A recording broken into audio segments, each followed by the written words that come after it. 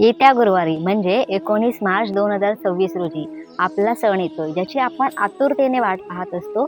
तो सण म्हणजे गुढीपाडवा. गुढीपाडवा म्हणजे मराठी माणसाची नवीन वर्षाची सुरुवात. त्याबद्दलच आज आपण माहिती बघणार आहोत. म्हणजे गुढीपाडवा हा का साजरा केला जातो आणि कसा साजरा केला जातो. रामकृष्ण हरी. मिडल क्लास गोरे फॅमिलीमध्ये तुमचे पुन्हा एकदा स्वागत आहे. तर आमचे कॉमेडी व्हिडिओ, उखाण्यांच्या सिरीज हे तुम्हाला कसे वाटतात हे आम्हाला नक्की कमेंट करून सांगा. आमच्या व्हिडिओला लाईक करत जा, शेअर करत जा आणि सबस्क्राईब करा. तर आज मी तुमच्यासाठी एक विशेष भाग घेऊन आली आहे, तो म्हणजे आपला सण गुढीपाडवा.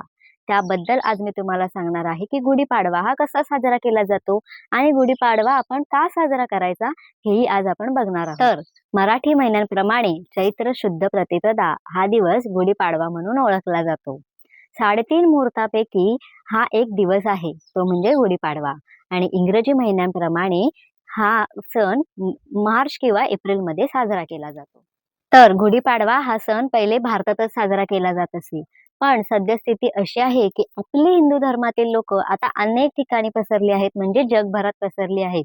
म्हणजे जी भारताच्या बाहेर राहतात ते सुद्धा गुढीपाडवा हा सण खूप उत्सवाने साजरा केला करतात. त्यामुळे गुढीपाडवा हा सण जगभरात साजरा केला जातो. आणि हिंदू धर्मानुसार गुढीपाडवा म्हणजे नवीन वर्षाची सुरुवात हा दिवस मानला जातो. गुढीपाडवा हा सण 3.5 मुहूर्तापैकी एक असल्यामुळे या दिवशी नवीन घरात गृहप्रवेश करणे, सोने चांदी खरेदी करणे, वाहने खरेदी करणे. तर गुढी कशी उभारली जाते हे आपण बघू. आंब्याचं तोरण बनवून दारावर ते लावायचं आहे. दारात सुंदर अशी रांगोळी काढायची. तांब्याच्या लोटावर स्वस्तिक काढून पाटावर एक स्वच्छ रेशमी कपडा आथरून त्यावर बांबूची काडी लावायची. त्याला सुंदर अशी कोरी नवी साडी घालायची. त्यावर तांब्याचा लोटा उलटा करून त्याला आंब्याच्या पानांचं तोरण, हार, आपले हळद कुंकू वाहून आपल्याला गुढी उभारून घ्यायची. त्यानंतर पुरणपोळी, श्रीखंड, खीर असा नैवेद्य बनवून नैवेद्य दाखवायचा आहे.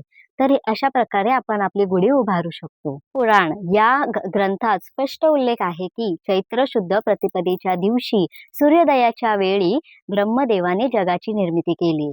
त्या दिवसाला युगादी म्हणजे युगाचा प्रारंभ असे मानले जाते. त्याचप्रमाणे चतुर्वर्ग हेमाद्री या ग्रंथातही असा उल्लेख आहे की या दिवशी कालगणनाची निर्मिती झाली. तर कालगणना म्हणजेच कालचक्राची नवीन सुरुवात. म्हणून या दिवशीच नवीन संकल्प करणे, शुभ कार्याची सुरुवात करणे हे विशेष पुण्यदायी मानले जाते.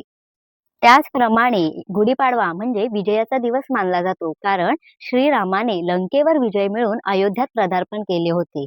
तर आनंद उत्सव म्हणून अयोध्यावासियांनी गुढी उभारली होती. म्हणून गुढी ही विजय आणि समृद्धीचे प्रतीक मानले जाते. तर आमच्या मिडल क्लास गोरे फॅमिली या चॅनलवर तुम्हाला भन्नाट असे कॉमेडी व्हिडिओ पाहण्यास मिळतील. उखाण्यांच्या सिरीज, काही सणांबद्दल माहिती, मंदिरांबद्दल माहिती सुद्धा तुम्हाला मिळेल.